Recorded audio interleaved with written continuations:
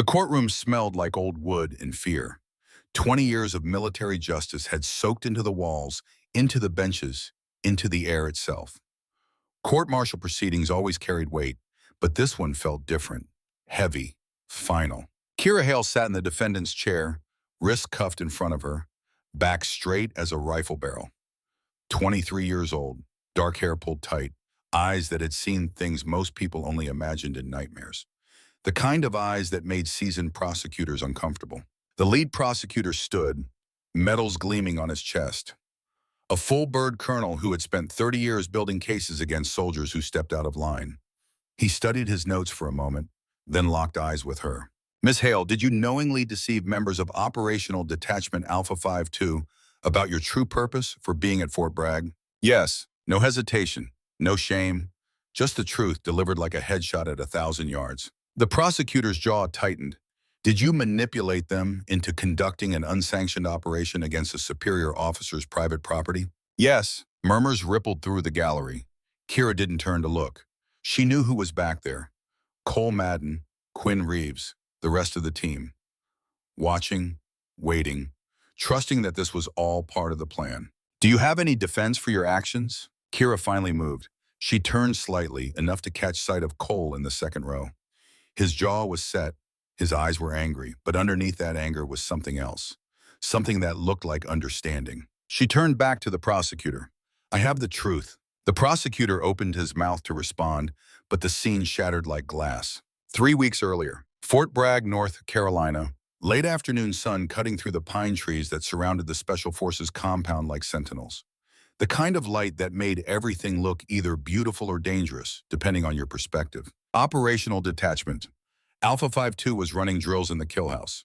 12 men moving through concrete rooms with doors that never locked and windows that never broke, firing blanks at paper targets that never fired back. The sound echoed across the training ground. Sharp, rhythmic, controlled. Cole Madden stood outside watching his team work. 38 years old, team sergeant, 15 years in Special Forces, 2 deployments to Afghanistan, 1 to Iraq, 1 to Syria that he never talked about. The kind of record that earned respect and kept secrets. His radio crackled. "Team clear, 32 seconds, 6 targets neutralized. Copy, reset for run 2. That's when the black SUV pulled up. Cole noticed it immediately. You didn't get to be a Special Forces team sergeant by missing details. The vehicle was too clean, too new.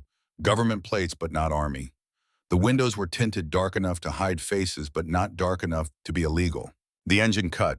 The driver's door open. She stepped out like she owned the place. Cole's first impression was that she didn't belong here. Too young, too slight, no uniform. Just dark cargo pants, a fitted black jacket, and boots that had seen real miles. She carried a rifle case in one hand and a manila folder in the other. No hesitation in her movement. No looking around to get her bearings. She walked straight toward him. "Help you, ma'am?" Up close, she was even younger than he'd thought. Early 20s, maybe. But her eyes were wrong for her age. They were older, harder. The kind of eyes that came from watching someone die. "I'm your new firearms consultant. 3 weeks, general's orders." Cole's hand instinctively moved toward the sidearm on his hip. Not drawing, just touching. Just reminding himself it was there. "What, General?" She held out the folder. "Read it yourself." Cole took it, opened it. Inside was a single sheet of paper with a classified stamp across the top. Authorization for temporary assignment of civilian consultant Kira Hale to OD, A52, for purposes of advanced marksmanship training. Duration 21 days. Authority signature at the bottom. Lieutenant General Vincent Cross, Joint Special Operations Command. Cole's blood went cold. He knew that name. Every soldier in Special Forces knew that name. Vincent Cross wasn't just powerful, he was untouchable. 3 stars, direct line to the Secretary of Defense, the kind of officer who ended careers with a phone call. "You work for Cross?" Kira's expression didn't change. "I work for the mission." Cross signed the papers. "That's all you need to know." Behind them, the team was emerging from the kill house. 12 men in full kit, sweating through their uniforms, weapons slung across their chests. They saw Cole talking to a woman with a rifle case, and their training kicked in. They formed up without being told. Waiting. Davis Archer pushed to the front. "Corporal, 28. the team's primary marksman, 47 confirmed kills across 2 deployments. The kind of soldier who measured his worth in bodies and had no patience for civilians playing soldier. Boss, we got a problem? Kira turned to face him. Her eyes moved across the team, reading them like targets on a range, reading their posture, their gear, their scars. She lingered on Archer for a moment, then looked back at Cole. Tomorrow, 0600, rifle range, bring your best shooter. Archer laughed. Lady, I don't know what kind of operation you're running, but we don't take orders from civilians, especially ones who look like they should be teaching kindergarten. Several of the other soldiers chuckled. Kira didn't react. She just looked at Archer with those 2 old eyes and spoke again, quieter this time. Tomorrow, 0600, if you're scared, send someone else. The laughter died. Archer's face went red. He took a step forward, but Cole caught his arm. Stand down, Davis. Boss, you're not seriously going to let her come in here and talk to us like that? Cole looked at the paper again. Vincent Cross's signature, JSOC authorization. 21 days. Tomorrow, 0600, let's see what she's got. Kira nodded once, then turned and walked back to the SUV. She didn't look back.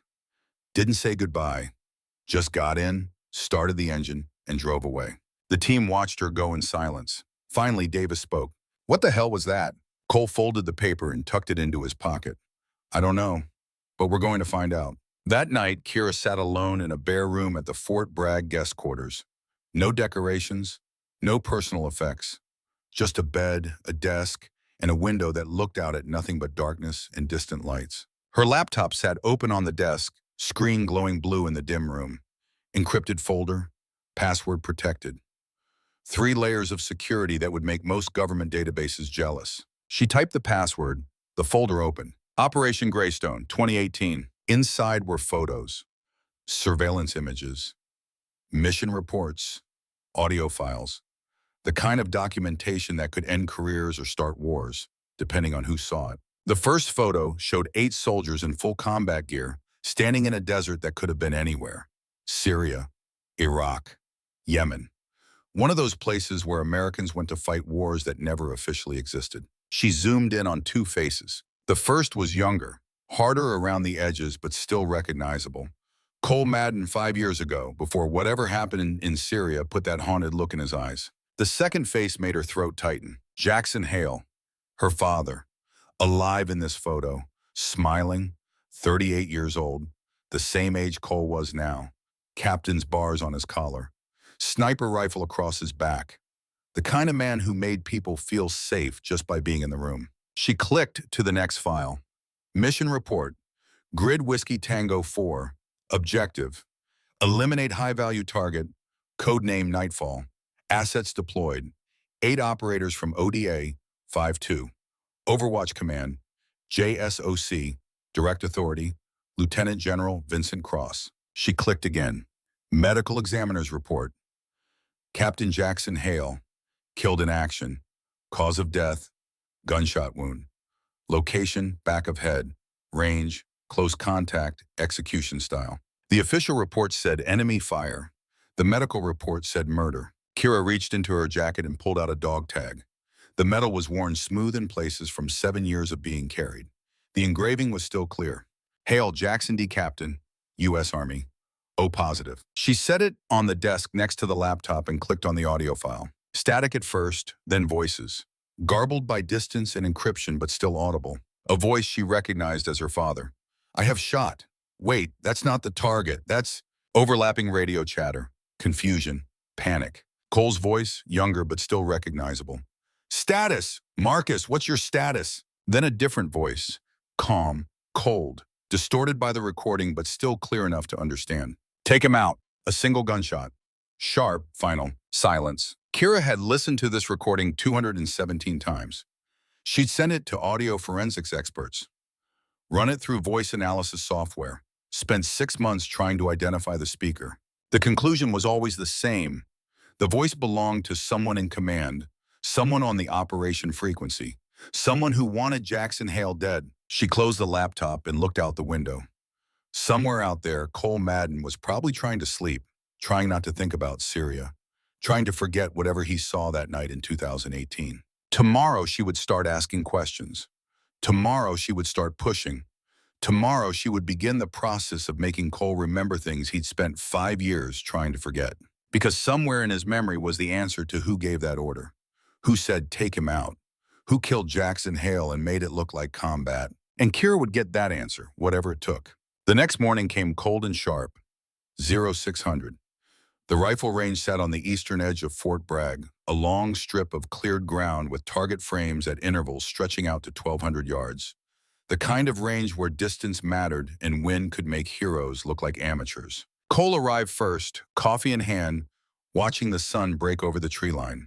His team filed in behind him over the next 10 minutes.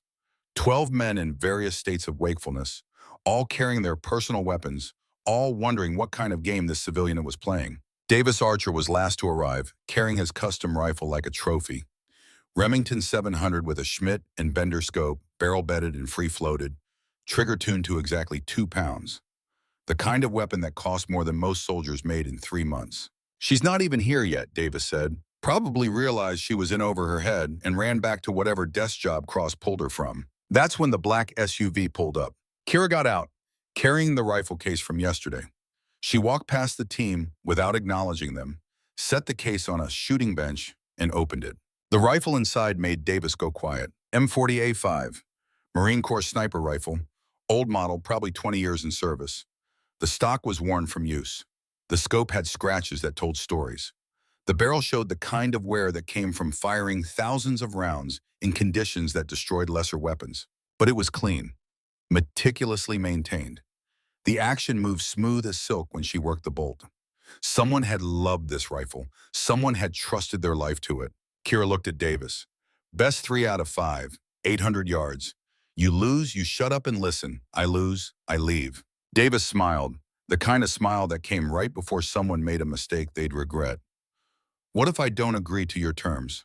Then I leave now, and you spend the next 21 days wondering if you were too scared to find out if I was better than you." Cole stepped forward. "Davis, set up." Davis's smile widened. He moved to the bench next to Kira's, set his rifle down with exaggerated care, and started his pre-shot routine. Checking wind, adjusting parallax, running calculations in his head that came from years of putting bullets exactly where he wanted them. Kira didn't do any of that. She just loaded 5 rounds into the magazine, chambered 1, and settled into position behind the rifle. Cole called the line hot.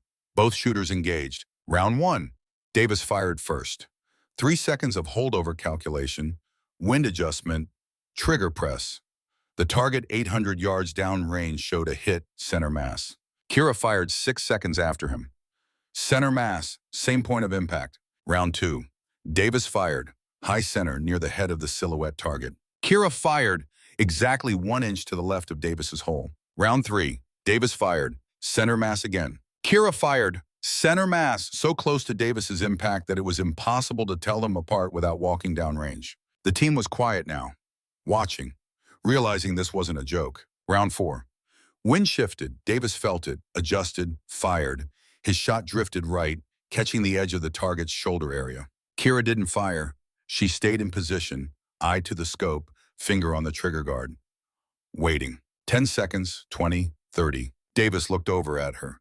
"Clock's ticking, sweetheart. You forfeit if you don't shoot." Kira didn't respond, just kept waiting. 45 seconds. The wind dropped, just for a moment, just long enough. She fired. Dead center.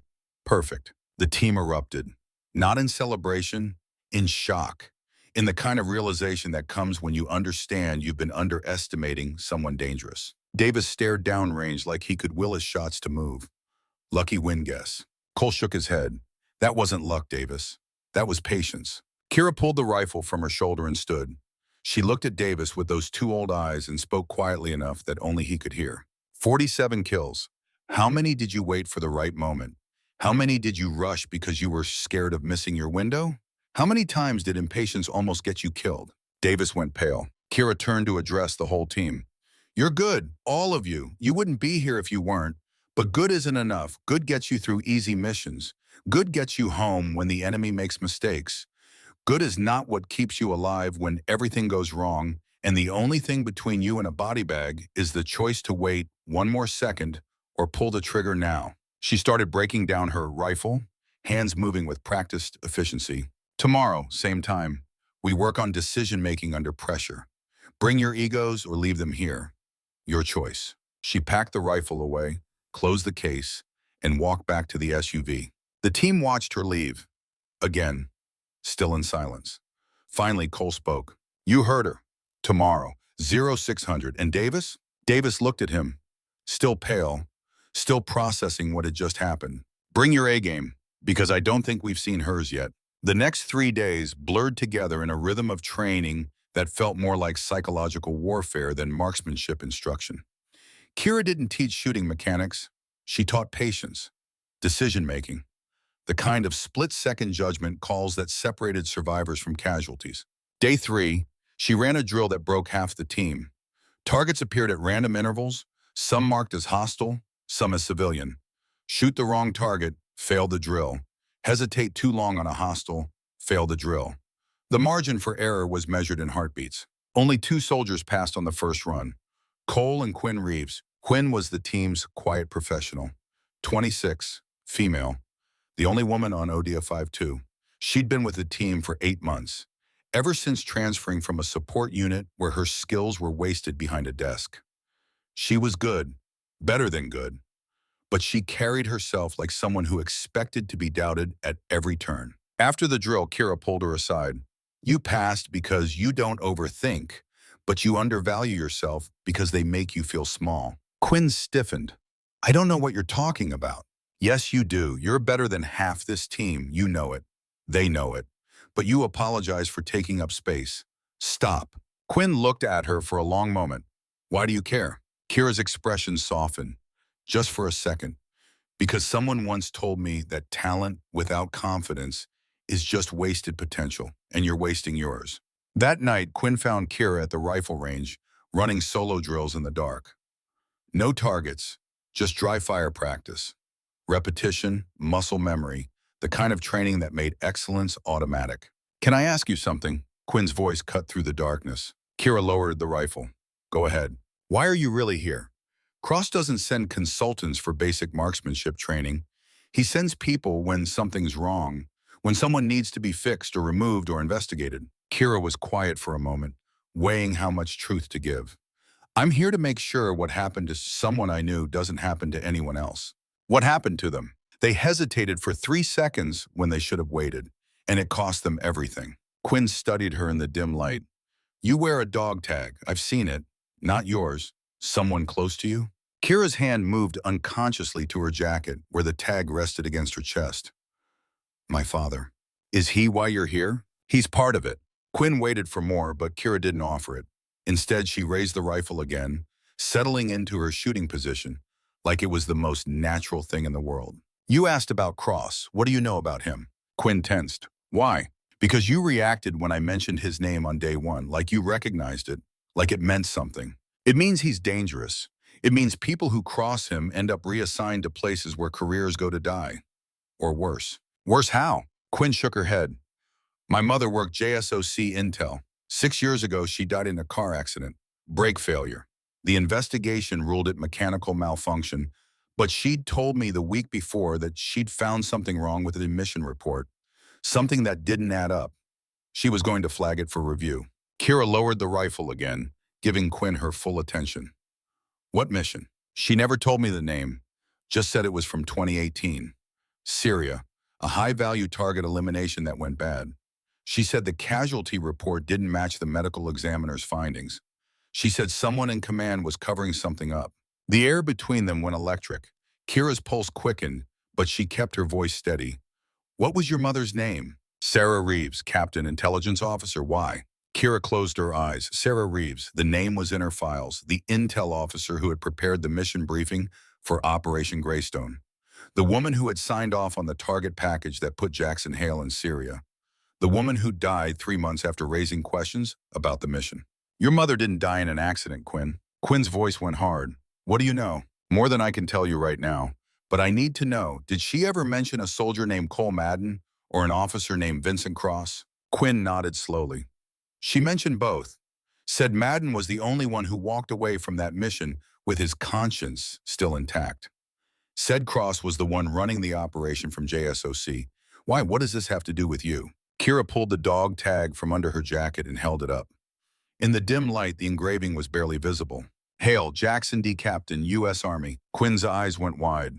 Hale, your father was the KIA from that mission, the one my mother was questioning. He didn't die in combat. He was executed, shot in the back of the head at close range after completing the mission.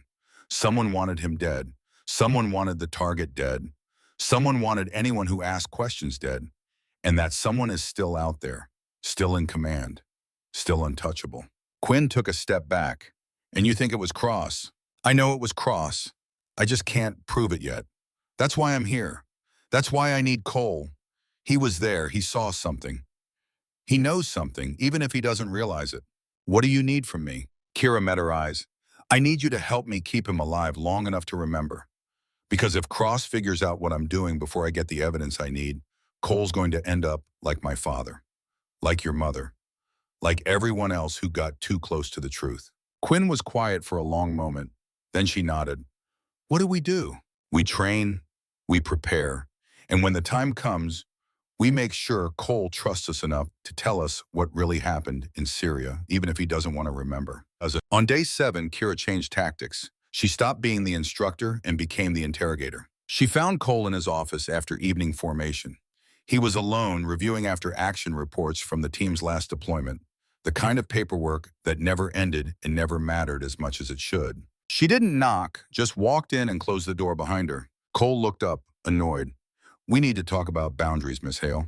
We need to talk about Whiskey Tango 4. Cole's expression went from annoyed to dangerous in half a second. He stood slowly, deliberately, putting himself between her and the door. That's classified. So is the fact that the casualty report from that mission says your team leader died engaging the enemy, but the medical examiner's report says he was shot execution style from behind at close range. Which one is true, Cole? The color drained from Cole's face. How do you have access to those files? Same way I have access to the audio recording of someone giving an order to kill him. Same way I know that Vincent Cross was running Overwatch on that mission. Same way I know you're the only person still alive who was in that room when Jackson Hale died. Cole moved fast, grabbed her by the jacket, slammed her against the wall hard enough to knock the breath out of her. His face was inches from hers, rage and fear fighting for control. Who the hell are you, CIA? Inspector General? Some reporter trying to make a name for herself? Kira didn't fight back, just looked at him with those eyes that were too old for her face. I'm Jackson Hale's daughter. Cole's grip loosened. Jackson had a daughter? He never mentioned me because he was protecting me from whoever killed him, from whoever's been covering it up for 7 years, from Vincent Cross. Cole let go and stepped back like she'd burned him. Cross didn't kill Jackson. He was running Overwatch. He was miles away. He gave the order. I have the recording. Someone on the command frequency said, take him out, right before my father was shot. That voice belongs to someone in JSOC, someone with authority over your mission, someone who wanted my father dead. Cole shook his head, but his eyes told a different story. Doubt, fear, recognition. You're wrong. Jackson died in combat. I was there. I saw the firefight. I saw him go down. Did you see who shot him? Silence. Did you see the wound? Did you see where the bullet entered? Did you check his body before extraction? Cole's hands were shaking now. Small tremors he was trying to hide. We were under fire. Chaos. Explosions. I was thrown back by a blast. When I got to him, he was already gone. I assumed. You assumed it was the enemy, because that's what you were supposed to assume. That's what Cross needed you to assume. Because if you'd look at it closer, if you'd ask questions, you'd have realized someone on your own side killed him. Cole sat down heavily in his chair, put his head in his hands. Why would Cross want Jackson dead? Because my father shot the wrong target. The HVT you were sent to eliminate, he was a CIA asset, deep cover. My father recognized him after he took the shot. He was going to report it. Cross couldn't let that happen. Couldn't let anyone know he'd ordered the hit on a friendly, so he eliminated the witness. That's insane. You're saying Cross ordered the assassination of a CIA officer and then covered it up by killing one of his own soldiers? I'm saying Cross has been running illegal operations for years, killing anyone who threatens to expose him. My father, Quinn's mother, a retired Special Forces soldier named Deckard Walsh, who died in a home invasion 3 days ago. All of them knew too much. All of them are dead. Cole looked up sharply. Walsh is dead? Check the news. Break-in gone wrong. 3 kids orphaned. Except Walsh was a paranoid Special Forces veteran with a security system and 3 guns in his house. You really think some junkie broke in and got the drop on him? Cole's face went gray. Walsh was on my team at Whiskey Tango 4. He called me 2 days ago, asked if I remembered anything strange about that mission. I told him I didn't want to talk about it. And now he's dead, and you're next. Unless we expose Cross before he moves to the Pentagon in 14 days and becomes completely untouchable. Cole stood again, pacing now, mind racing. Even if you're right, even if Cross did order the hit, how do we prove it? The files are classified, the recordings are inadmissible. We have nothing that would hold up in court. We have you. You were there. Your testimony, combined with the evidence I've gathered, is enough to start an official investigation, enough to delay his promotion, enough to put him under a microscope. My testimony saying what? That I don't remember who shot Jackson? That I didn't see the wound? That's not evidence, that's speculation. Kira pulled out her phone, brought up an audio file, hit play. Static, then voices. Her father's voice. I have shot. Wait, that's not the target. That's chaos. Gunfire. Radio chatter. Cole's voice, younger. Status. Marcus. Status. Then the voice. Cold. Clear. Commanding. Take him out. A single shot. Kira stopped the playback. That voice. The one giving the order. Who does it sound like? Cole's hands were shaking harder now. I don't think, Cole, you were on that frequency. You heard the command structure. Who was running Overwatch? Who had authority to give termination orders? Cole closed his eyes, and in that darkness, memory came flooding back. Syria, night, the roof, Jackson taking the shot, the body dropping. Then Jackson's voice, panicked, saying he'd hit the wrong person. Cole moving toward him. The explosion, being thrown back, ears ringing, vision blurred. Getting to Jackson, blood everywhere, but the wound. The wound was wrong. Entry at the back of the head, no exit, close range. And on the radio, that voice, Greystone 1, this is Overwatch, confirm KIA. Cole had confirmed, because that's what you did. You followed orders. You trusted command. But the voice, he'd heard it before.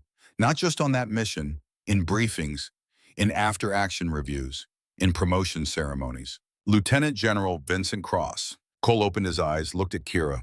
I need time. I need to think about this. You have 14 days. Then Cross moves to the Pentagon and you'll never get another chance. What do you want from me? Kira's voice went soft, almost gentle. I want you to help me prove that my father was murdered. I want you to help me make sure Quinn's mother didn't die for nothing. I want you to help me stop Cross before he kills anyone else. And I want you to help me make sure no other soldier has to die protecting a lie. Cole looked at her for a long time. This young woman with old eyes. This daughter of a man he'd failed to save. This stranger who'd walked into his life and torn open wounds he'd spent 5 years trying to close. If I help you and we're wrong, we all go to prison for treason. If you don't help me and I'm right, you'll be dead by next week. Choose. Cole walked to the window, looked out at the base, at the soldiers' training, at the buildings where men like him had spent decades serving their country, trusting their leaders, believing the system worked. He thought about Jackson, about the explosion, about not checking the wound, about assuming. He thought about Walsh, about the phone call, about 3 orphaned kids. He thought about Vincent Cross, about power, about untouchability. He turned back to Kira. What's the plan? Kira allowed herself a small smile, the first genuine emotion she'd shown since arriving. First, we train your team. Get them ready for something they don't know is coming. Then we gather evidence, every file, every recording, every piece of documentation that proves Cross is dirty. And finally, when we have enough, we expose him. Publicly, spectacularly, in a way he can't cover up or spin. How? Cross has a promotion ceremony scheduled in 13 days. Pentagon, full Joint Chiefs attendance, Secretary of Defense, media coverage. If we can interrupt that ceremony with evidence, in front of witnesses he can't silence, we win. Cole shook his head. That's insane. You're talking about infiltrating the Pentagon, accusing a 3-star general in front of the entire military leadership. We'll be arrested before we say 10 words. Not if we have proof, not if we have someone on the inside who can verify the evidence, not if we make it impossible for them to sweep it under the rug. And who's this inside person? Kira pulled out another file, handed it to Cole. Inside was a photo, a man in his early 40s, Army uniform, JSOC insignia, face that looked haunted. Evan Cross, Vincent's nephew. He was at Whiskey Tango 4. He was wounded that night, and according to my research, he's been working JSOC intelligence ever since, running classified operations for his uncle. Operations that probably include the same illegal work that got my father killed. Cole stared at the photo. You want to flip Vincent Cross's nephew? That's your plan? He's the weak link. He's been carrying guilt for 7 years. He knows what his uncle did. We just need to give him a reason to talk. And what reason would that be? Kira's eyes went cold again. The same reason anyone talks. Fear of prison, of exposure, of living with blood on his hands for the rest of his life. We make him more afraid of staying silent than he is of betraying his uncle. Cole was quiet for a moment. Then he looked at the photo again, at Evan Cross's haunted eyes, at the insignia that marked him as JSOC, at the face of a man who looked like he was already dying inside. When do we start? Tomorrow. We accelerate the training, push your team harder, make them better. Because when this goes sideways, and it will go sideways, I need them to be good enough to survive the fallout. Cole nodded. They will be. I'll make sure of it. Kira turned to leave, then paused at the door. Cole, thank you for listening, for believing, for being willing to do the hard thing. Cole's voice was rough. I'm not doing this for you. I'm doing this for Jackson. He deserved better than to die with a lie pinned to his chest. He did. And so do all the others Cross has killed. We're going to make sure he answers for every single one. She left. The door clicked shut. Cole stood alone in his office, holding a photo of a man he'd never met but whose guilt might be the key to everything. Outside, the sun was setting over Fort Bragg. The light was fading. Shadows were growing longer. And somewhere in Washington, D.C., Vincent Cross was preparing for his promotion ceremony, completely unaware that his past was about to catch up with him in the form of a 23-year-old woman with her father's rifle and 7 years of rage burning in her chest. 13 days until the ceremony. 13 days until the truth came out. 13 days until everything changed. The countdown had begun. The next 3 days moved like water through a crack. Slow at first, then faster, then unstoppable. Kira pushed the team harder than they'd ever been pushed. Not in physical conditioning, though there was plenty of that. Not in marksmanship, though they spent hours on the range. She pushed them in the space between stimulus and response. The gap where decisions lived or died. Where heroes were made or bodies were counted. Cole watched her work with something close to awe. She had a gift for seeing weakness, not in skill but in thinking. Davis Archer could hit a target at 1,200 yards in a crosswind, but he pulled the trigger half a second too early when pressure mounted. Quinn Reeves could clear a room faster than anyone on the team, but she second-guessed herself when things went quiet. The other 10 men each had their own tells, their own fractures. Kira found them all, and she broke them open, gently, carefully, the way a surgeon opens a wound to clean it. By day 10, the team moved differently, thought differently. They weren't just operators anymore. They were something sharper, something that understood the difference between moving fast and moving right. Cole knew what she was doing. She was preparing them for something specific, something that would require every bit of training she drilled into them, something that would go wrong in ways they couldn't predict. On the evening of day 13, she called a meeting. Not official, not on base. A bar 20 miles outside Fort Bragg, the kind of place where soldiers went to forget they were soldiers for a few hours. The team gathered in the back room, 12 men and 1 woman, all wondering why their firearms consultant had summoned them off base after hours. Kira stood at the head of the table. No rifle case tonight, no training gear, just her, a laptop, and an expression that told them everything was about to change. What I'm about to show you is classified, illegally obtained, and career-ending if anyone outside this room finds out you've seen it. Davis leaned back in his chair. So why show us? Because in 48 hours, I'm going to ask you to help me do something that will either expose a murderer or destroy all of our lives. You deserve to know why. She opened the laptop, turned the screen toward them. The first image was a photo, 8 soldiers in desert camo, Syria, 2018. Cole's breath caught. He recognized every face. Himself younger, Jackson Hale, Deckard Walsh, 5 others who'd rotated to different units since then. Operation Greystone, Kira said quietly. Whiskey Tango 4. Your team was sent to eliminate a high-value target, codenamed Nightfall. Intelligence said he was a terrorist cell leader. You went in, you completed the mission. Captain Jackson Hale took the shot. Target down, mission success. She clicked to the next image. A man's face, Middle Eastern, early 40s, dead. Except Nightfall wasn't a terrorist. He was a CIA asset. Deep cover, running intelligence on actual terrorist cells. Someone fed your team false intel. Someone wanted him dead, and they used you to do it. The room went cold. Cole could feel the other soldiers processing this, the implications spreading like cracks in ice. Kira clicked again. Medical examiner's report. Captain Jackson Hale, my father. The official report says he died engaging enemy combatants after the shot. But the ME report tells a different story. Single gunshot wound, back of the head, close range, execution style. She let that sink in, then played the audio. Static, radio chatter, her father's voice saying he'd hit the wrong target. Chaos. Then the cold voice giving the order. Take him out. The gunshot. When the audio ended, the silence in the room was absolute. Cole watched his team, saw the same realization he had had days ago, that they'd been used, that one of their own had been murdered, that the system they trusted had betrayed them. Quinn spoke first. Who gave that order? Kira clicked to a new slide. Personnel file. 3-star general's insignia. Lieutenant General Vincent Cross, JESOC. He ran Overwatch on your mission. He fed you the false intel. And when my father realized the mistake, Cross ordered him killed to keep it quiet. Davis stood up so fast his chair fell over. You're saying a 3-star general had one of our guys executed? And you want us to believe that based on some audio file and a medical report? I'm saying Vincent Cross has been running illegal operations for years, assassinating targets without authorization, eliminating anyone who threatens to expose him. My father, Quinn's mother, who worked JSOC Intel and started asking questions about Whiskey Tango 4.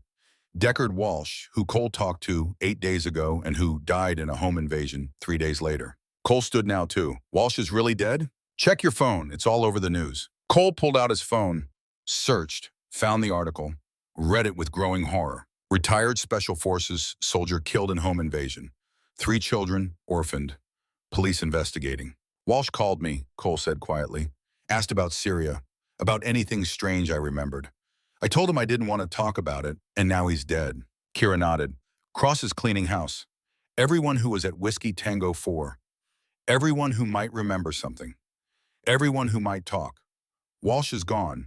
You're next, unless we stop Cross first. Another soldier, a staff sergeant named Briggs, spoke up. Even if you're right, what can we do? Cross is about to get his 4th star. He'll be in the Pentagon, untouchable. Not if we expose him first. Not if we get evidence that even he can't cover up. Not if we make it public in a way that forces the system to act. What kind of evidence? Kira pulled out a new file. Building schematics. Cross keeps his personal files at a private compound, 40 miles north of here, 300 acres. Security team, underground vault with biometric locks. Inside that vault are the operational files from every illegal mission he's run, including the orders for Whiskey Tango 4, including the order to kill my father. The room erupted, voices overlapping. This is insane. We'll go to prison. This is treason. Cole's voice cut through the noise. Everyone shut up. Silence. Cole looked at Kira. You're talking about raiding a general's private property, stealing classified documents. That's not just career ending. That's Leavenworth. 20 years minimum. If we get caught, if we fail, but if we succeed, we bring down one of the most corrupt officers in the military. We get justice for everyone he's killed. We make sure no other soldier dies protecting his lies. And how exactly do we get into a biometric locked vault? Kira smiled. It wasn't a happy smile. We have someone on the inside. She clicked to a new image. Military personnel file. Major Evan Cross, JISOC Intelligence. Age 42, nephew of Vincent Cross. Evan was at Whiskey Tango 4. He was listed as wounded in action.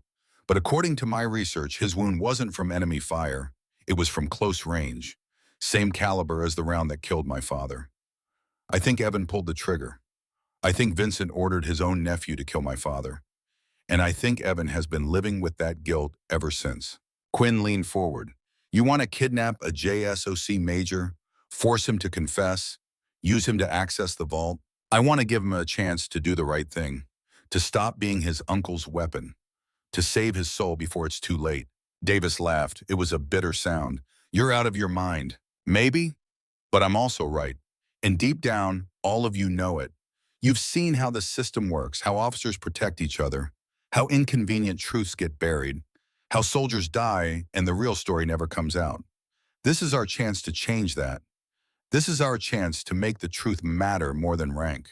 Cole looked at his team, saw the doubt, the fear, but also something else, a spark of recognition, of understanding that what Kira was saying wasn't crazy, it was just dangerous. We need to vote, Cole said. This isn't a normal op. This isn't orders from command. This is us choosing to put everything on the line. So we vote. Majority rules, and if anyone votes no, we walk away. No judgment, no questions. He looked around the table. All in favor of helping Kira expose Cross? Raise your hand. Quinn's hand went up immediately. Then Davis, slowly, reluctantly, but up.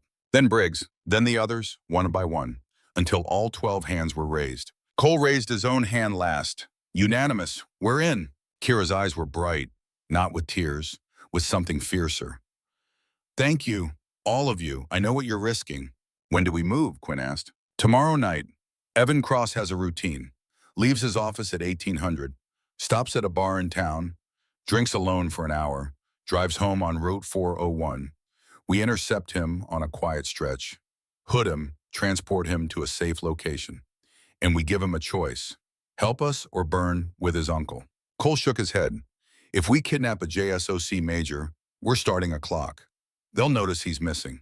They'll look for him. We'll have maybe 12 hours before the full weight of military law enforcement comes down on us.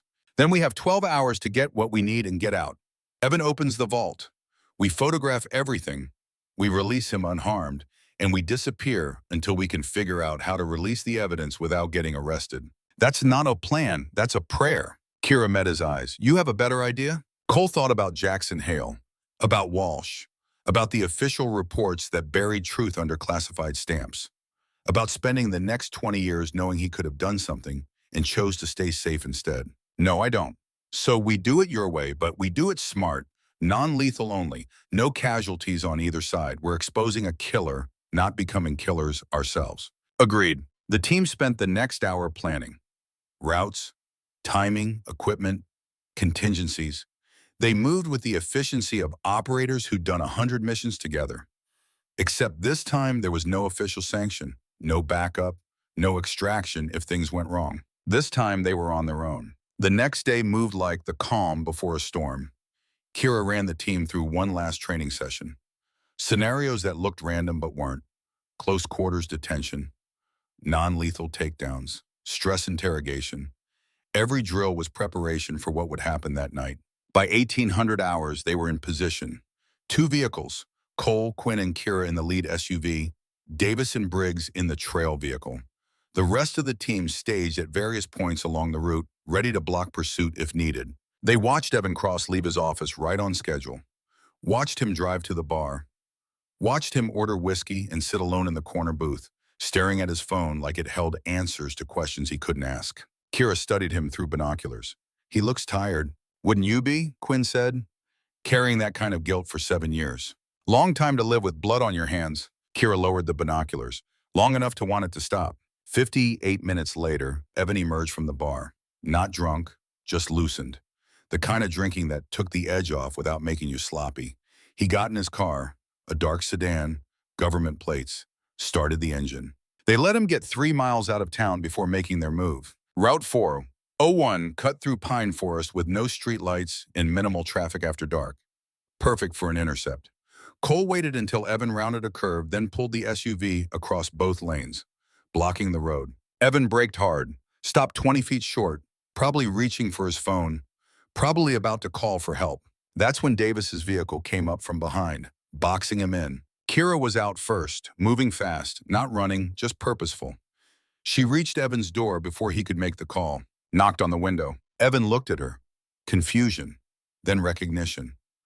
She'd been in his files. She'd studied his face for months. He rolled down the window halfway. Can I help you? Major Evan Cross, we need to talk about Whiskey Tango 4. His face went white. I don't know what you're talking about. Yes, you do. You were there. You were wounded. You killed Captain Jackson Hale on your uncle's orders, and you've been living with it ever since. Evan's hand moved toward his sidearm. Cole appeared at the passenger window, weapon drawn. Don't. Please, we're not here to hurt you. We're here to give you a choice. What choice? Kira pulled out a hood. Come with us voluntarily and help us expose your uncle. Or we take you by force and you wake up tied to a chair with a lot more questions and a lot less patience. Evan looked at her, at Cole, at the team members emerging from the vehicles, 12 against 1, all of them armed, all of them serious. He could fight, he could try to escape, he could probably even kill 1 or 2 of them before they took him down. Or he could surrender, could finally unload the weight he'd been carrying, could stop running from what he'd done. Evan turned off his car, opened the door, stepped out with his hands visible. I'll come, but I want your word. No torture, no threats to my family. Kira nodded. You have it. Just truth. That's all we want. Evan let them hood him. Let them guide him into the SUV. Let them drive him to a location he couldn't see and wouldn't remember. 20 miles away, deep in the forest, there was an abandoned hunting cabin. No power, no water, no neighbors for miles. The team had prepped it yesterday. Chairs, lights running off a generator, recording equipment. They sat Evan down, removed the hood, let his eyes adjust to the light. Cole stood in front of him. You know who I am? Evan nodded. Sergeant Madden, you were at Whiskey Tango 4. You were Jackson's spotter. That's right, which means you know I was there when he died. You know I've spent 7 years thinking it was enemy fire that killed him. You know I've carried guilt for not protecting him better. Evan's voice was quiet. I'm sorry. Sorry isn't enough. I need to know what happened. All of it. Starting with who gave you the order to kill him. Silence. Kira stepped forward, placed a recorder on the table between them. This conversation is being recorded. Audio and video, multiple backups. If something happens to us, it goes public automatically. So there's no point in lying. There's no point in protecting anyone. Your best chance, your only chance, is to tell the truth. Evan looked at the recorder, then at Kira. You're his daughter, Jackson's daughter. I can see it in your face. Yes. He talked about you the night before the mission. Said he had a little girl back home. Said he was going to teach her to shoot when he got back. Said she was going to be better than him someday. Kira's jaw tightened, but her voice stayed level. He never got that chance, because someone shot him in the back of the head while he was unarmed, while he was trying to report a mistake, while he was trying to do the right thing. Evan closed his eyes. It wasn't supposed to happen like that. Then how was it supposed to happen? The mission was simple. We had intel on Nightfall, high-value target, cell leader, multiple American deaths attributed to his network. Command said take him out, no questions, no capture, terminate on sight. Evan's voice started shaking. Jackson took the shot. Clean, 700 yards. Headshot, target down. We moved in to confirm, but when we got to the body, Jackson recognized him. Said he'd worked with him years ago, some CIA thing in Afghanistan. Said Nightfall wasn't a terrorist. Said he was one of ours. Cole's fists clenched. What did you do? Jackson got on comms, said we'd hit the wrong target, said we needed to abort, said someone in intel had fed us bad information. He was panicking, talking about reporting it, about making sure whoever authorized the mission answered for it. And then, Evan opened his eyes. They were wet. My uncle came on the frequency, private channel, just him and me. He said Jackson couldn't leave Syria alive. Said if word got out that we'd killed a CIA asset, it would destroy careers, including his, including mine. He said family protects family. He said I had to do it. Kira leaned in close, and you did. I tried to refuse. I told him I couldn't, that Jackson was a good man, that this was wrong. My uncle said if I didn't do it, he'd make sure my sister's drug history came out. She was trying to get into law school, one scandal, and her career would be over before it started. He said he'd ruin her life, and then he'd find someone else to kill Jackson anyway. So I could either protect my sister and do it myself, or lose everything and watch someone else do it. Cole's voice was cold. So you shot an unarmed man in the back of the head to protect your career and your sister's future. I shot him because I was a coward, because I believed my uncle when he said it was the only way, because I've spent every day since wishing I'd made a different choice. The room was silent except for the generator humming outside. Quinn stepped forward. What happened after? We staged it, made it look like enemy fire. called in the casualty report. My uncle made sure the ME report never got questioned, made sure the investigation went nowhere, made sure anyone who asked questions got reassigned or warned off. And I got a medal and a promotion and 7 years of nightmares. Kira's voice was barely a whisper. My father died begging for his life? Evan shook his head.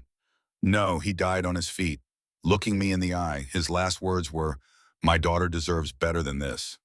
Then I pulled the trigger. Something broke in Kira's expression. Not tears, something harder, a wall crumbling to reveal steel underneath. She stood, walked to the corner, stood with her back to everyone for a long moment. When she turned around, her eyes were dry, her voice was steady. Where's the evidence? The mission files, the communications logs, the proof that Vincent Cross ordered all of this. Evan sighed.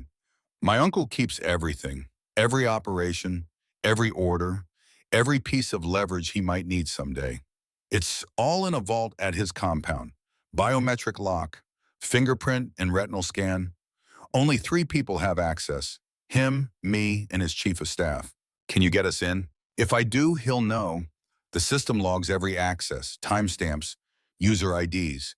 He'll see my name and know something's wrong. Kira smiled. It was a terrible smile. Let him know. Let him panic. Let him wonder what we found. By the time he figures it out, the evidence will be everywhere. News media, Inspector General, Department of Defense, every member of Congress. He won't be able to bury it fast enough. Evan looked at her for a long moment. You understand what you're asking me to do. Betray my uncle, end my career, probably go to prison. I'm asking you to do what you should have done 7 years ago. Tell the truth. Stop protecting a murderer. Save your soul before it's too late. My soul's already gone. Then get revenge. Make him pay for turning you into this. Make him answer for using you. Make him face what he did. Evan was quiet, then he nodded. When? Tonight. Now. We don't have time to waste. Cross gets promoted in 8 days. We need the files before then. Cole stepped in. Kira, we're not ready. We haven't scouted the compound. We don't know the security layout. This is rushed. Rushed is all we have. Every hour we wait is another hour Cross has to clean house. Another hour someone else might die. We go tonight, we go hard. We get the evidence and we get out. Cole looked at his team, saw the same calculation he was making.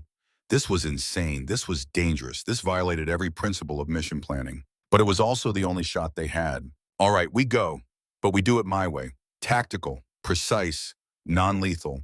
Anyone who objects, speak now. No one spoke. Good. Evan, you're going to give us everything you know about the compound. Layout, security, guard rotations, access points, and then you're going to walk us in like you belong there. Because if this goes wrong, we all burn together. Evan nodded. The compound is 300 acres. Main house, 2 guest houses, security barracks, 12 guards on rotation, 4 on duty at any time, cameras on the perimeter, motion sensors on the grounds. The vault is in the basement of the main house. Reinforced door, biometric panel outside. Inside, it's just file cabinets and a server. How do we get past the guards? Front gate has 2 guards, rotating every 6 hours. They know me. I can get us through. But once we're inside, we have maybe 20 minutes before someone checks in. After that, they'll know something's wrong. Quinn pulled out a tablet, started sketching a rough map based on Evan's description. How many ways in and out? Front gate, service entrance on the east side, emergency exit from the basement. That's it. Everything else is forest and fences. Davis studied the map. We split into 3 teams. Team 1 secures the gate. Team 2 creates a diversion at the service entrance. Team 3 goes in through the basement with Evan, hits the vault, gets the files, extracts through the emergency exit. Cole nodded. I'll take Team 3, Kira, Quinn, and Evan with me. Davis, you take Team 1, Briggs Team 2, everyone else supports. Non-lethal rounds only, tranq darts, tasers, zip ties. We're not here to kill anyone. We're here to expose a killer. They spent the next 2 hours prepping gear, loading weapons, running through contingencies. Evan gave them everything he knew. Guard names, shift schedules, weak points in the security system. By 2300 hours, they were moving. The compound sat at the end of a private road, surrounded by forest that had been manicured to look wild, but was actually cleared enough to prevent cover. The fence was 12 feet tall, topped with cameras but not razor wire. This was a private estate, not a military installation. The front gate guards barely looked up when Evan's car approached. He lowered the window, smiled. "Evening, Martinez. Working late again?" The guard nodded. "Someone's got to keep the general's place secure, sir." "What brings you out here this time of night?" "Forgot some files in the vault. Just need to grab them real quick." Martinez waved him through. "You know the way, sir. That easy. No questions, no suspicion, just trust in rank and routine." Evan drove up the long driveway to the main house, parked near the side entrance, got out with Kira, Cole, and Quinn following. All of them dressed in dark clothing, all of them armed but trying not to look like it. The house was massive, colonial style, white columns, maybe 8,000 square feet. The kind of place a three-star general could afford on a government salary only if he had other income streams. The kind that came from not asking too many questions about operational budgets. Evan used a key card to open the side door. No alarm. The system recognized his credentials. They were inside. The basement stairs were through the kitchen, down a hallway, behind a door that looked like a pantry. Evan led the way. Cole covered the rear. Quinn and Kira moved in the middle, eyes scanning for cameras, for guards, for anything that would compromise them. The basement was concrete and steel. Clinical. Cold. At the far end was a door that looked like it belonged on a bank vault. Thick steel, electronic lock, biometric panel. Evan approached the panel, placed his thumb on the reader, leaned in for the retinal scan. The system beeped. Lights turned green. The door hissed and clicked. "We're in." The vault was smaller than Kira had imagined, maybe 20 by 20. File cabinets lined 3 walls. A server rack hummed in the corner. Folders were labeled with operation names. Most were classified. Some had additional markings. Eyes only. No foreign nationals. Destroy after reading. Kira moved to the cabinet labeled 2018, started pulling files. Operation Greystone. There. Inside was everything. Mission briefing, target package, communications logs, audio recordings, after-action reports. And on the bottom, in a sealed envelope marked for Vincent Cross's eyes only, was the order. Terminate Nightfall. No capture, no witnesses. Eliminate all operational security risks. Signed by Vincent Cross himself. Kira photographed every page, every document, every piece of evidence that proved her father's murder wasn't combat. It was assassination, ordered by a general who valued his career more than lives. Quinn was at the server, downloading files to an encrypted drive. Cole stood guard at the door, watching the stairs, counting seconds in his head. They had maybe 15 minutes before someone checked in, before the system logged suspicious activity, before the alarm went up. 12 minutes in, Kira found another file. Sarah Reeves, Quinn's mother. Investigation into Captain Sarah Reeves' questioning of Operation Greystone mission parameters. Recommend immediate termination of inquiry and reassignment of subject to prevent further contamination of operational security. And attached, maintenance authorization for Captain Reeves's vehicle, brake line servicing, scheduled. Dated 1 week before Sarah Reeves died in a car accident caused by brake failure. Kira held it up. "Quinn, your mother." Quinn took the file. "Read it." Her hands started shaking. "He killed her. He ordered her car sabotaged, made it look like an accident." "Yes. How many others?" Kira pulled another file. Deckard Walsh. Security assessment of retired personnel potential compromise of legacy operations. Subject Walsh initiated contact with active duty personnel regarding Whiskey Tango 4. Recommend permanent solution. Dated 3 days before Walsh died in a home invasion. All of them. Everyone who asked questions.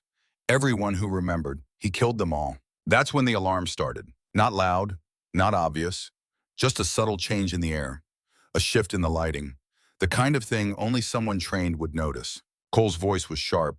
"We're blown. Move now." They grabbed what they could. Files, hard drives, photographs. Stuffed them into bags and ran for the emergency exit. Behind them, the sound of boots on stairs. Shouts. Commands to stop. Not guards. Contractors. The kind Vincent Cross hired when he needed deniability. The kind who shot first and asked questions never. Cole hit the emergency exit. It opened onto the back lawn, 50 yards to the tree line, 50 yards of open ground with spotlights and armed men behind them. They ran. Gunfire erupted. Real bullets. Not tranq rounds, not warning shots. These men were trying to kill them. Davis's voice on the radio. "Contact. We're engaging at the front gate. Briggs. Service entrance is hot. Multiple hostiles. The operation was falling apart, but they had the evidence. They had proof. They just had to survive long enough to use it. Kira ran with the bag of files clutched to her chest. Bullets snapped past her head, kicked up dirt at her feet. She'd been shot at before, in training with blanks. This was different.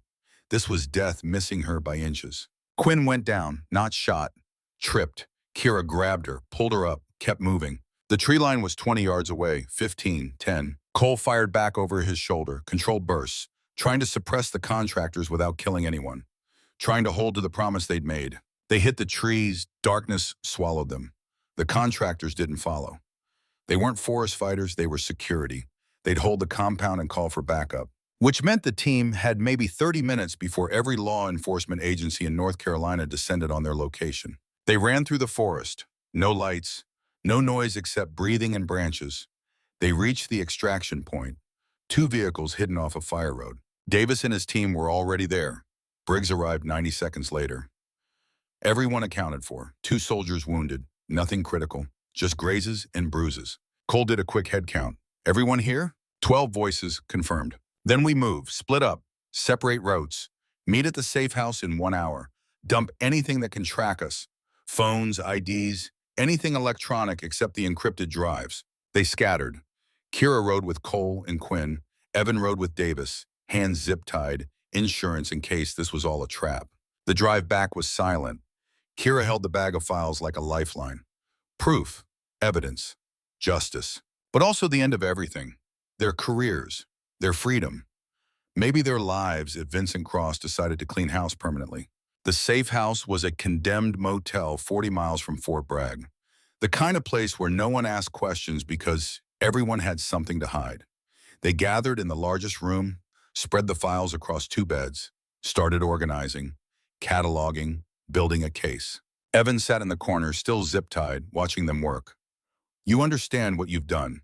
You've declared war on a 3-star general. He won't stop until you're all dead or in prison. Kira didn't look up from the files. Then we better make sure the truth comes out before he gets to us. How? You can't just walk into a police station with stolen classified documents.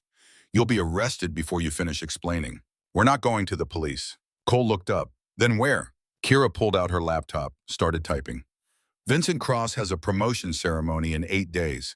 Pentagon, full Joint Chiefs, Secretary of Defense, media coverage. If we can get into that room with this evidence, if we can present it in front of witnesses he can't silence, we force the system to act. Quinn shook her head. You want to infiltrate the Pentagon during a promotion ceremony with stolen files? That's suicide. That's the only way. If we try to go through official channels, Cross buries it. If we release it to media first, he discredits us as disgruntled soldiers with forged documents. But if we confront him directly, in front of the entire military leadership, with evidence they can verify on the spot, he can't spin it. He can't hide. Cole studied her. You've been planning this from the beginning. I've been planning this for 7 years. Evan spoke from the corner.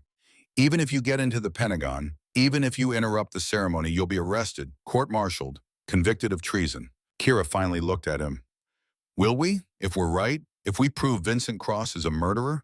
If we expose illegal operations and covered up assassinations? You think they'll convict us for exposing that? Yes, because the system protects itself first, always. Then we make sure the evidence is so overwhelming they have no choice. We make sure it's public. We make sure it's verified. We make sure that convicting us means admitting the system failed. And we make sure that failure is too expensive for them to accept. She turned to Cole. I need you to get me into the Pentagon. I need you to help me get into that room. And then I need you to trust that what we have is enough. Cole looked at the files, at the evidence, at 7 years of murder and cover-up spread across motel beds. He thought about Jackson Hale, about Walsh, about Sarah Reeves, about every soldier who'd ever trusted the system and been betrayed by it. How do we get in? Kira smiled. We use Evan. He still has JSOC credentials. They haven't revoked them yet. He can get one person in as his assistant. That person is me. Evan's eyes went wide. You want me to walk you into the Pentagon, into a room full of generals, so you can accuse my uncle of murder? Yes. And what happens to me? You tell the truth. You testify. You show them that you're willing to face what you did, and maybe, just maybe, they show you mercy for cooperating. Nevin laughed. It was a broken sound. There's no mercy for what I did, but there might be redemption. All right, I'll do it. I'll get you in, but after that, you're on your own. Kira nodded. That's all I need. The team spent the rest of the night preparing, organizing files, making copies, creating backup plans, building a case that could survive scrutiny from the best military lawyers in the country. By dawn, they had it. A timeline, evidence, testimony. Everything needed to prove Vincent Cross had run illegal operations, murdered American citizens, and covered it up for years. Cole looked at the finished case, then at his team. You all understand what we're doing. We're betting everything on 10 minutes in a room. If it works, we're heroes. If it doesn't, we spend the next 20 years in Leavenworth. Last chance to back out. No one moved. All right, then, we finish this. Kira stood at the window watching the sun rise over North Carolina. 8 days until the ceremony. 8 days until she walked into the Pentagon and forced the truth into the light. 8 days until she faced the man who'd ordered her father's murder and made him answer for it. She touched the dog tag under her shirt, felt the worn metal, the engraved letters. I'm coming, Dad, and I'm bringing justice with me. Behind her, the team prepared for the final act, the last mission, the one that would either change everything or destroy them all. The countdown continued. 8 days, then the reckoning. The 8 days that followed felt like holding your breath underwater, waiting, planning, knowing that one wrong move would drown everything. Kira and the team went dark. No contact with Fort Bragg, no use of personal phones or credit cards. They moved between safe houses, never staying more than one night. The kind of operational security that came from knowing someone with 3 stars and unlimited resources was looking for you. Cole kept the team sharp with training, not physical conditioning, mental preparation. They ran scenarios. What happens if security stops us at the Pentagon entrance? What happens if Cross recognizes Kira before she can speak? What happens if the evidence isn't enough? What happens if they're arrested before they finish? Every scenario ended with someone in handcuffs, or worse. But they kept training anyway, because the alternative was giving up. And none of them had come this far to quit. Evan stayed with them, not as a prisoner anymore, as something else. A witness, a penitent, a man who'd spent 7 years running from what he'd done and was finally ready to face it. On the 3rd night, Kira found him sitting alone outside whatever abandoned building they were using. He was staring at his hands like they belonged to someone else. She sat down next to him, didn't say anything at first, just shared the silence. Finally, Evan spoke. Do you hate me? Kira thought about that, about her father, about the moment the bullet entered his skull, about 7 years of not knowing, of suspecting, of searching, about finding the man who pulled the trigger and discovering he was just another victim of Vincent Cross. I did. For a long time, I hated whoever killed my father more than I've ever hated anything.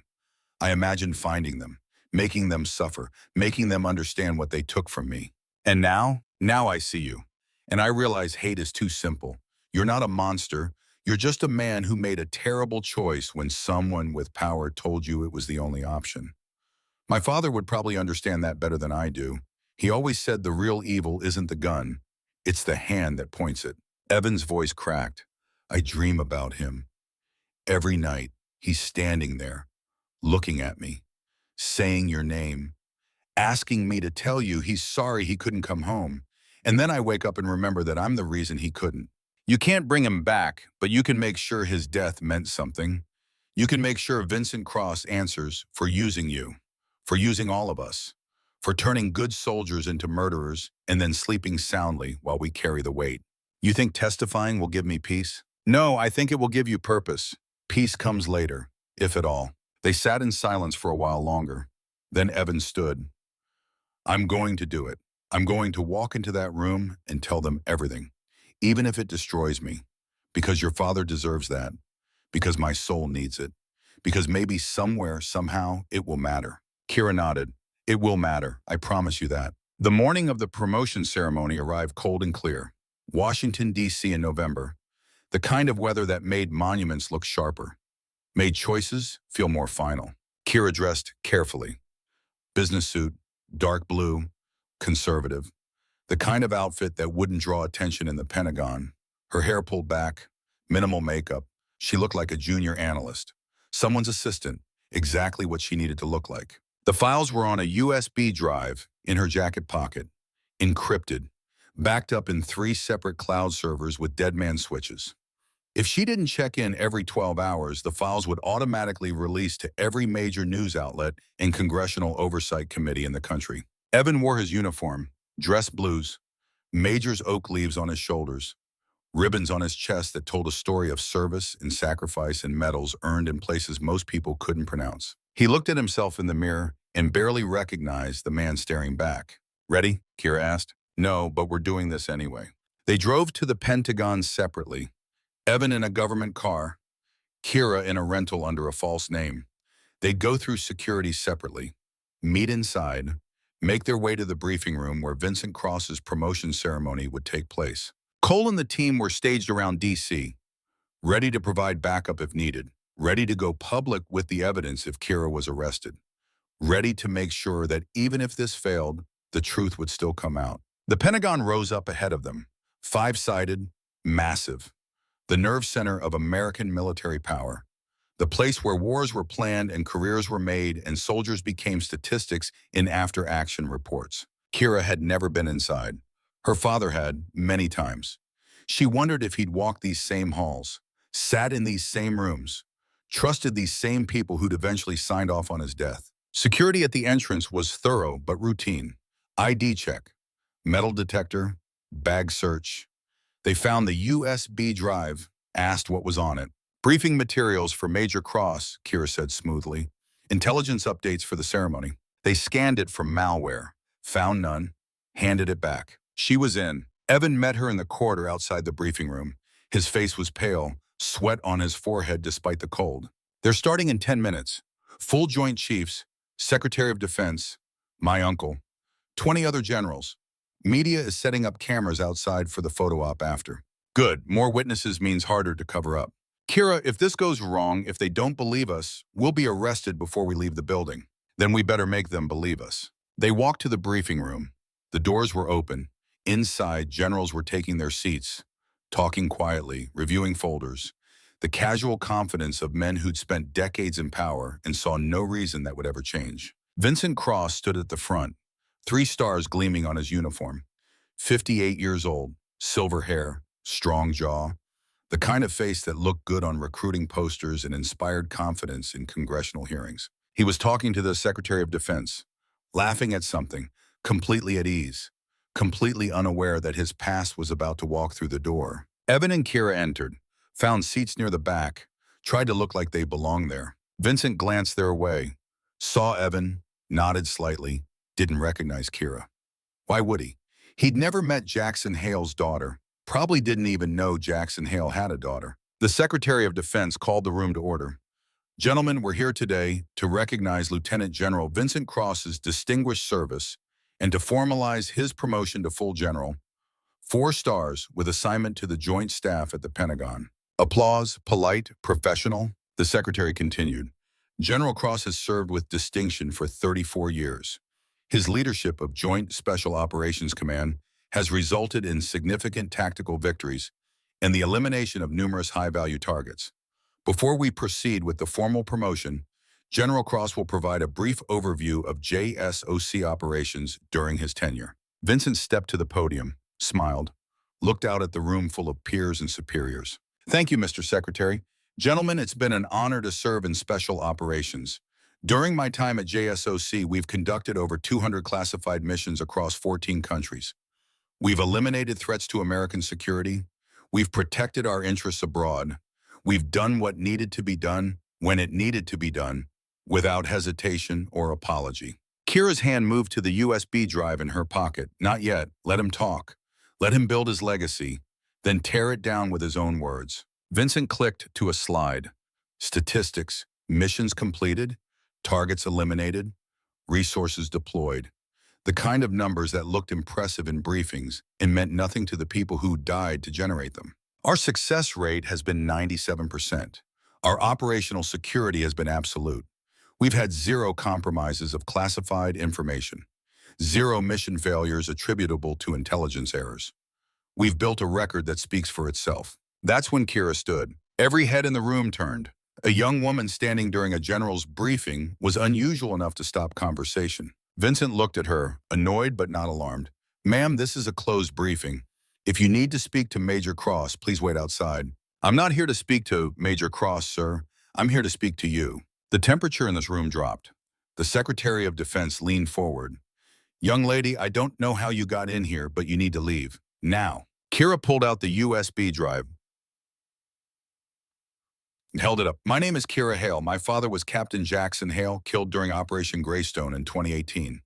The official report says he died in combat.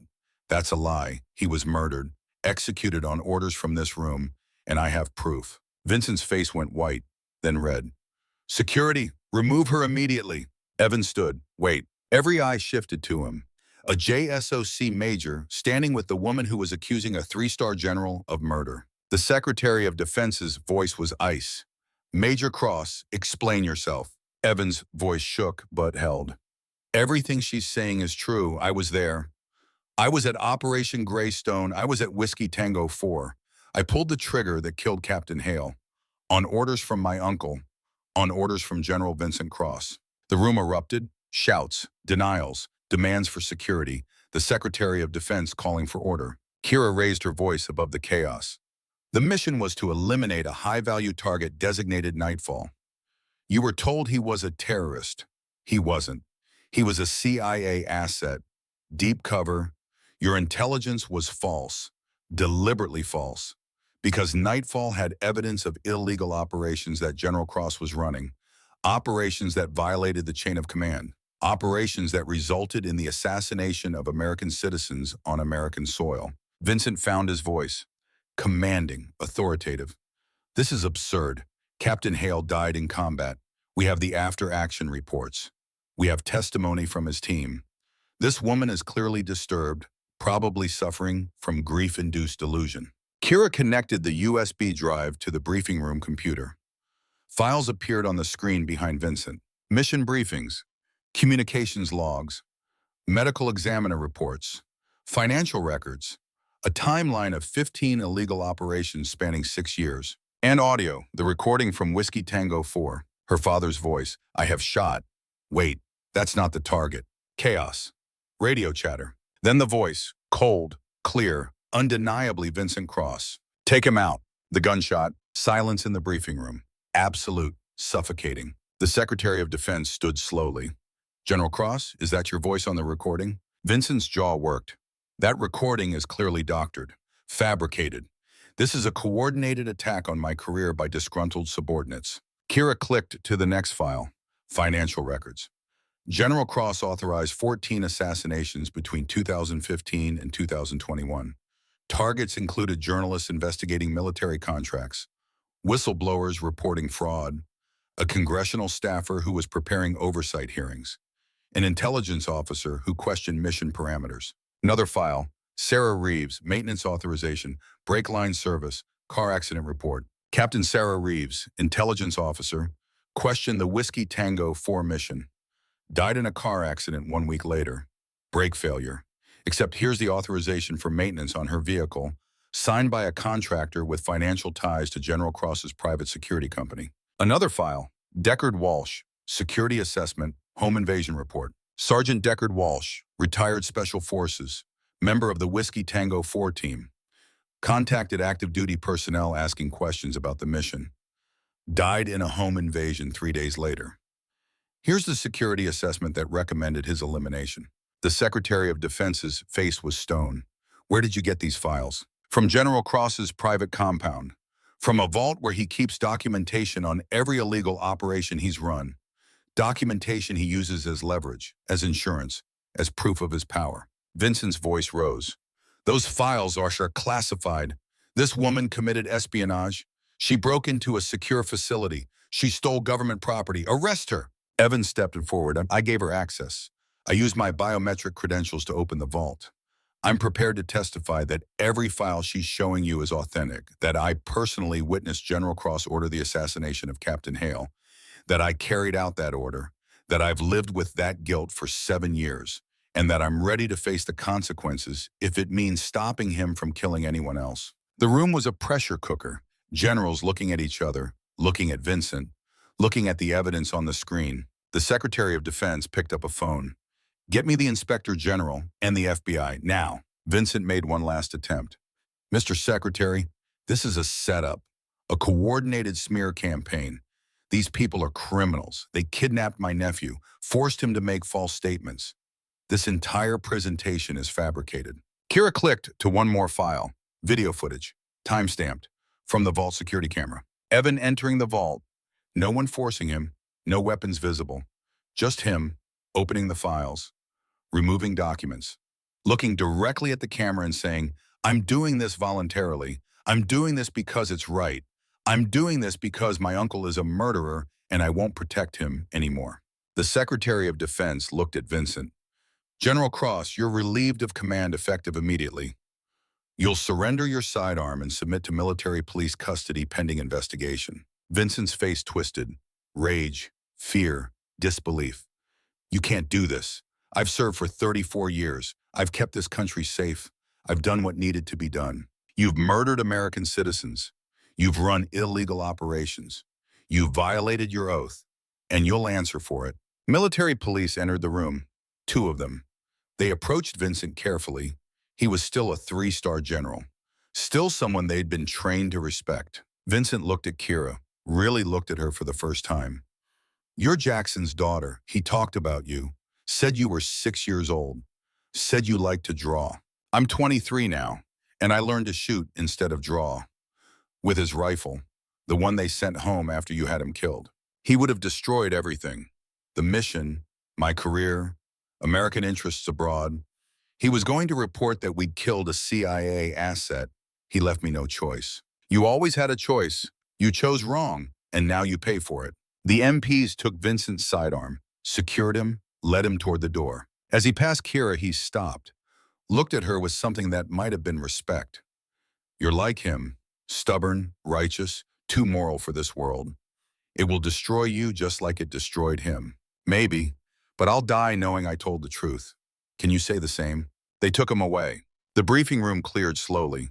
Generals leaving, aides whispering, the Secretary of Defense making calls.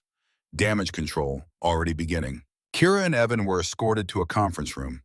Not arrested, not yet, but not free to leave either. The next 72 hours were a blur of interviews. FBI, Inspector General, JAG investigators. Kira told her story a dozen times, showed the evidence repeatedly, answered every question with precision. Evan did the same. He confessed to everything. The shooting, the cover-up, 7 years of following illegal orders.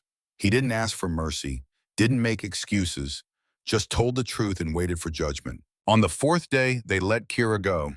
No charges. She was a civilian who'd exposed criminal activity. She'd broken laws to do it, but the value of what she'd uncovered outweighed the methods she'd used. Evan wasn't so lucky. He was charged with murder, conspiracy, obstruction of justice, 15 counts spanning 7 years. But he was offered a deal: full cooperation, complete testimony, in exchange, manslaughter instead of murder, 10 years instead of life. He took it. Cole and the team were questioned too. They'd participated in the kidnapping, the vault raid, the theft of classified information.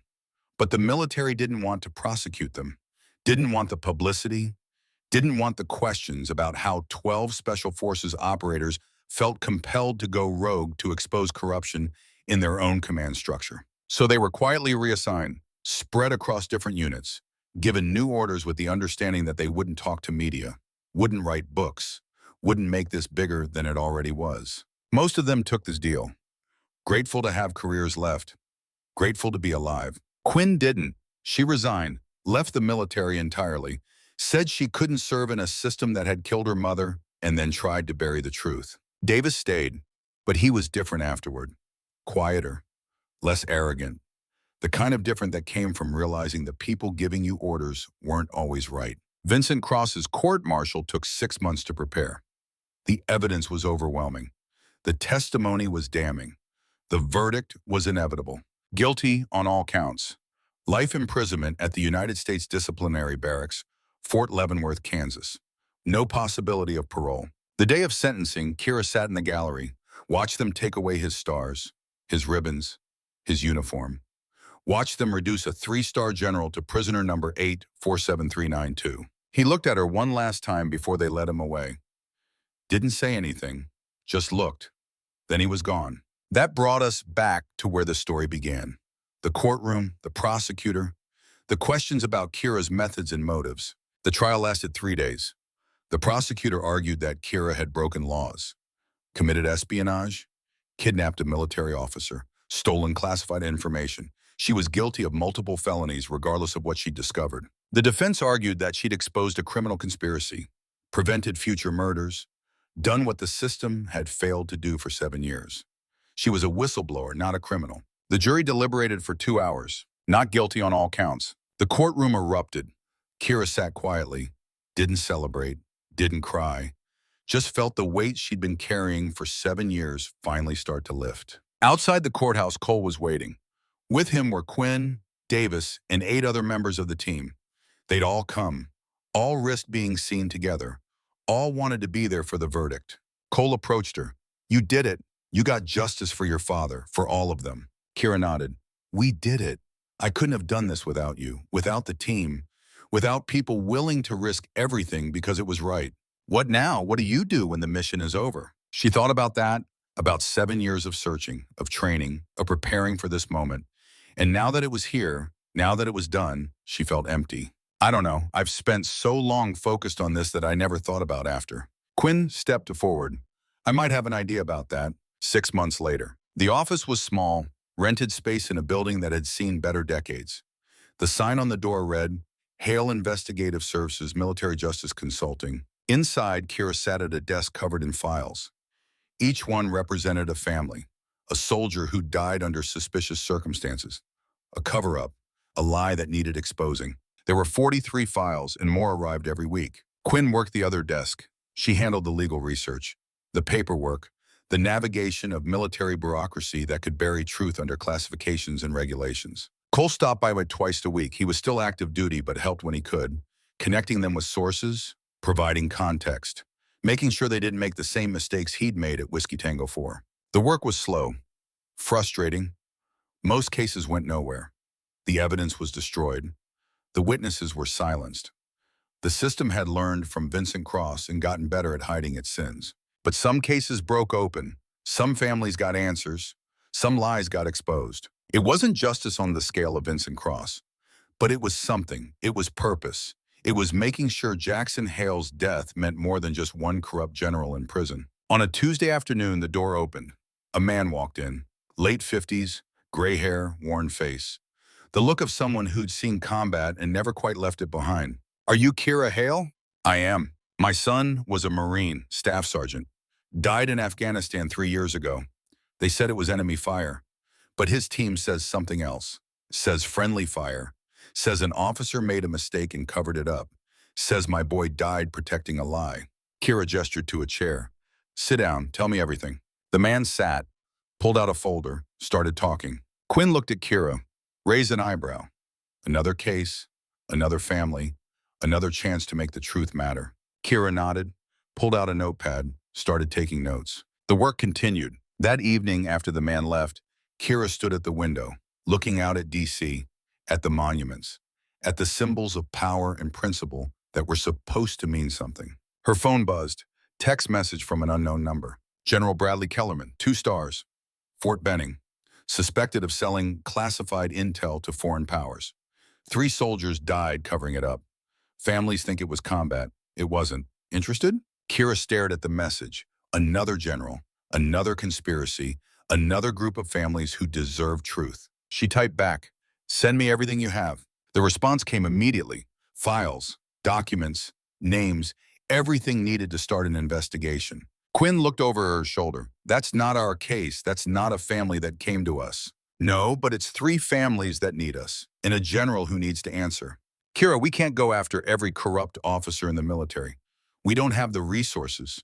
We don't have the authority. We barely survived the last one." Then we build resources. We build authority. We prove that what happened to Vincent Cross wasn't a one-time thing. We prove that soldiers can hold their leaders accountable. That truth matters more than rank. That justice is possible, even in a system designed to prevent it. Quinn was quiet for a moment, then she pulled out her own laptop. All right, where do we start? Kira smiled, not the cold smile from before. Something warmer, something that carried hope instead of just rage. We start the same way we always start. We find the truth, we build the case, and we make sure that when we walk into that room, we have evidence they can't ignore. She looked at her father's dog tag, still hanging around her neck, still worn smooth from 7 years of carrying it. Still teaching, Dad, still learning, still fighting. Outside, the sun set over Washington, D.C. The monuments glowed, the Potomac flowed. The city that made laws and broke promises continued its eternal dance between power and principle. And in a small office with cheap furniture and expensive ideals, two women began planning how to bring down another general who thought he was untouchable. The work was never finished. The mission was never complete. But that was all right. Because some battles were worth fighting even when you knew they'd never end. Some truths were worth speaking even when you knew the cost. Some legacies were worth honoring even when the person who built them was gone. Jackson Hale had taught his daughter to shoot straight, to wait for the right moment, to choose protection over destruction. He'd never imagined she'd use those lessons to tear down the very system he'd served, to expose the corruption he'd died trying to prevent, to build something new from the ashes of his sacrifice. But he'd be proud. She knew that, not because she'd gotten revenge, but because she'd gotten justice. And then she'd chosen to keep fighting so others could have it too. The countdown was over. The mission was complete. Vincent Cross was in prison. Evan Cross was serving his sentence. The families had their answers. But the work continued. The files kept coming. The lies kept needing exposure. The truth kept needing champions. Kira Hale had spent 7 years preparing for one moment. Now she'd spend the rest of her life proving that moment mattered. That truth could triumph over power. That soldiers could hold generals accountable. That one person with evidence and courage could change the system. That justice, however delayed, however difficult, was always worth pursuing. She turned back to her desk, opened the new files, started reading about General Bradley Kellerman, about 3 dead soldiers, about families who deserve better. Quinn made coffee, strong and black, the kind that fueled long nights and difficult investigations. Somewhere in Fort Bragg, a 2-star general was sleeping soundly, confident in his power, certain of his immunity, completely unaware that a 23-year-old woman with her father's rifle and an unshakable commitment to truth was coming for him. The cycle would repeat. The pattern would hold. Another corrupt officer, another investigation, another reckoning. But this time they'd do it smarter, faster, better. This time they had experience. This time they had proof that the system could be beaten. This time they had nothing left to lose and everything to fight for. Kira looked at Quinn across the office. You ready? Quinn smiled. Always. Then let's go to work. Outside, night fell over Washington, D.C. Inside, 2 women began the slow, careful work of building another case. Another truth, another reckoning for another general who thought rank made him untouchable. The 21 days that changed everything were over. But the work they'd started would never end. And that was exactly how it should be. Because truth is like water. You can dam it, you can poison it, you can hide it underground. But eventually it finds a way through. And when it does, nothing can stop it. Not rank, not power, not time. Just truth, pure and unstoppable. Flowing forward, forever.